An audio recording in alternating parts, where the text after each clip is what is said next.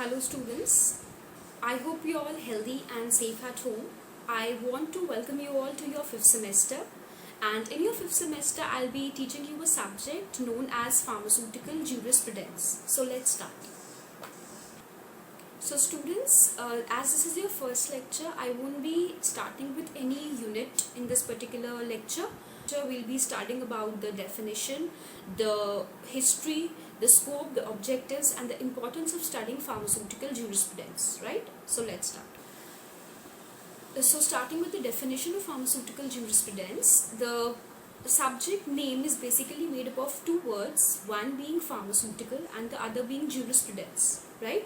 So whenever the term pharmaceutical comes, that means pertaining to the or relating to the profession of pharmacy, and jurisprudence means the study of laws, right? So pharmaceutical jurisprudence is the particular subject which relates to the different laws, the different regulations, the different rules related to the profession of pharmacy, right? So all the laws, all the rules we study in this particular subject known as pharmaceutical jurisprudence. Understanding the definition of pharmaceutical jurisprudence, the next thing that we need to study is the history, right? You all must be wondering that why do we have to study this particular subject, or why do we have this particular subject in our curriculum? Because after all we are doing pharmacy, so why do we have to study a subject relating to different rules and different laws, right? But I'll tell you the importance, and this particular subject is as important as any other subject that we study in our 4 years of BPharm, right? So in earlier times, plants were the source of medicines, right? But when the Britishers came to India, the allopathic system of medicine was introduced, right? And at that time, the medicines were not made in India. They were mainly imported from different parts of the world to India, right? And India basically became the dumping ground of all the medicines. All the adulterated, all the substandard quality medicines, they were imported in India. So at that time, a need was felt that there has to be certain rules, certain regulations to control the quality of medicines that are being imported in India and that are being supplied to the general public, right? So that time, different laws and different rules started being formulated so as to control the quality of drugs which are being manufactured, which are being sold, which are being marketed in the country, right? So after understanding the history of this particular subject, the next thing is the scope. Like, what is the scope of studying this particular subject? So basically this particular subject is designed to impart a detailed knowledge about the different legislations pertaining to the profession of pharmacy, right? Here the word legislation is a new term for you, but legislation is nothing but they are the laws when they are considered collectively, right? And these laws, they are made by the legislative body in our country. So after understanding the scope, the next thing is the objective. So what is the objective of teaching you this particular subject?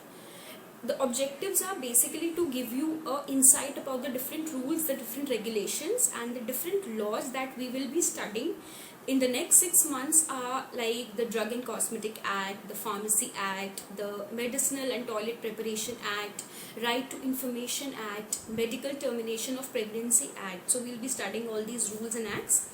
Along with this, we'll be studying about the different regulatory authorities and agencies which are in our country which govern the profession of pharmacy. Now, the next thing is the importance. What is the importance of studying this particular subject? Now, since you all know that we people are in a profession which is a very noble profession, and this particular profession, it is directly related to the health of the individuals, right? We directly deal with the health of the individual. So there has to be a legal framework within which we have to work.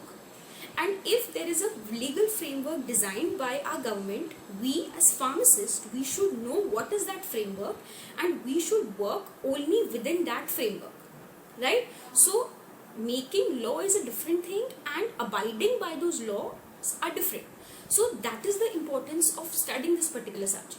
Rules and regulations are made, But if we who have to abide by those rules and regulations, we don't know about those rules and regulations, then those particular rules are of no use, right? So we should know about the different rules, the different regulations which govern our profession, right? So that is why this particular subject is important.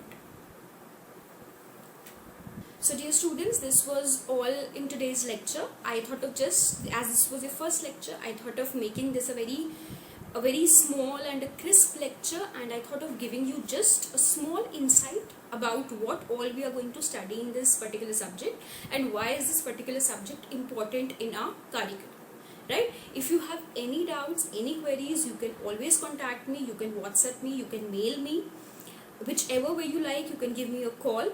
I hope this was clear to you, and in our next lecture we'll be starting with our first unit, right? Thank you so much students for giving your time.